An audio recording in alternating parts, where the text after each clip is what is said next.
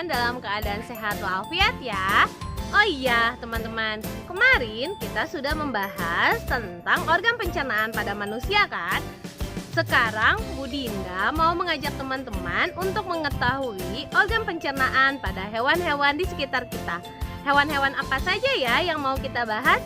Yuk kita cari tahu.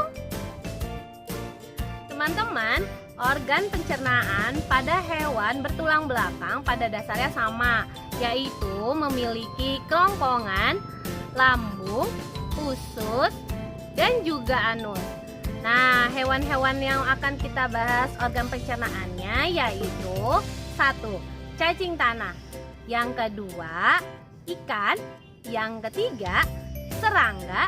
Yang keempat, amfibi. Yang kelima, reptilia. Yang keenam, unggas. Dan yang ketujuh, hewan mamalia.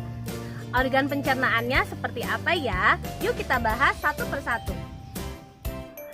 Organ pencernaan pada cacing tanah. Makanan cacing tanah berupa bahan-bahan organik seperti sisa-sisa makhluk hidup yang telah membusuk. Susunan organ pencernaan pada cacing tanah meliputi mulut, kerongkongan, tembolok, empedal, usus, dan juga anus. Mulut tanah tidak bergigi. Makanan lalu masuk ke tembolok melalui tenggorokan dan kerongkongan. Di dalam tembolok, makanan disimpan sebelum mengalir ke empedal. Di dalam empedal, makanan dicerna secara mekanik. Proses pencernaan kimiawi berlangsung di dalam usus. Sisa-sisa makanan lalu dibuang melalui anus. Organ pencernaan pada ikan. Salah satu contoh ikan adalah ikan mas. Saluran pencernaan ikan mas terdiri dari mulut, kerongkongan, lambung, usus, dan juga anus. Kelenjar pencernaan ikan terdiri dari hati dan kantong empedu. Kelenjar pencernaan tersebut berguna untuk menghasilkan enzim-enzim pencernaan. Enzim pencernaan yang dihasilkan ikan karnivor berbeda dengan ikan herbivor. Kelenjar pencernaan ikan karnivor menghasilkan enzim pemecah protein. Pada ikan herbivor, kelenjar pencernaan menghasilkan enzim pemecah karbohidrat. Organ pencernaan pada serangga. Salah satu contoh serangga adalah belalang. Susunan organ pencernaan belalang meliputi mulut, kerongkongan, lambung, usus, dan juga anus. Serangga memiliki makanan yang berbeda-beda. Bentuk mulutnya juga berbeda-beda. Organ pencernaan pada amfibi. Salah satu contoh hewan amfibi adalah katak. Saluran pencernaan katak terdiri dari mulut, kerongkongan, lambung, usus, dan juga kloaka. Kelenjar pencernaan katak terdiri dari hati dan pankreas. Pada proses pencernaan katak, makanan masuk dari rongga mulut menuju lambung. Di dalam lambung, makanan dicerna. Selanjutnya, makanan menuju ke usus halus dan mengalami pencernaan kimiawi dengan bantuan enzim pencernaan yang berasal dari hati dan pankreas. Di usus halus, sari-sari makanan diserap. Sisa-sisa makanan yang tidak diserap akan dikeluarkan melalui kloaka. Kloaka adalah saluran feses, urin, dan reproduksi yang menjadi satu. Organ pencernaan pada reptilia. Salah satu contoh reptilia adalah buaya. Saluran pencernaan buaya terdiri dari mulut, kerongkongan, lambung, usus, dan juga kloaka. Kelenjar pencernaan buaya terdiri dari hati dan pankreas.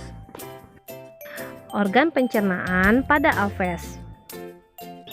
Makanan burung beraneka ragam, misalnya biji-bijian, hewan kecil, dan juga buah-buahan.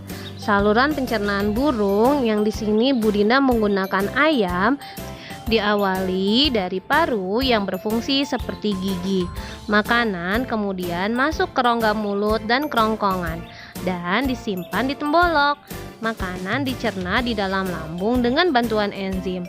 Sari-sari makanan diserap di dalam usus, lalu sisa pencernaan dibuang melalui kloaka. Organ pencernaan pada hewan mamalia. Salah satu contoh mamalia adalah sapi. Sapi termasuk hewan ruminansia atau memamah biak. Makanan sapi adalah tumbuhan yang banyak mengandung selulosa. Sapi memiliki gigi geraham belakang yang besar untuk mengunyah rerumputan. Dari mulut, makanan masuk ke lambung. Lambung sapi terdiri atas 4 bagian, yaitu rumen atau perut besar, retikulum yaitu perut jala, omasum perut kitab, dan abomasum perut masam. Pada hewan ruminansia muda, di dalam lapisan abomasum terdapat enzim renin untuk mencerna protein susu. Dari lambung, makanan masuk ke usus.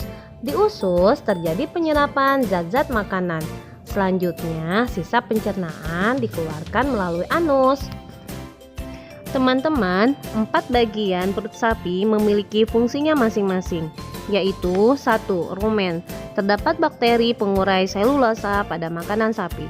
Makanan lalu dibawa ke retikulum. 2. Retikulum.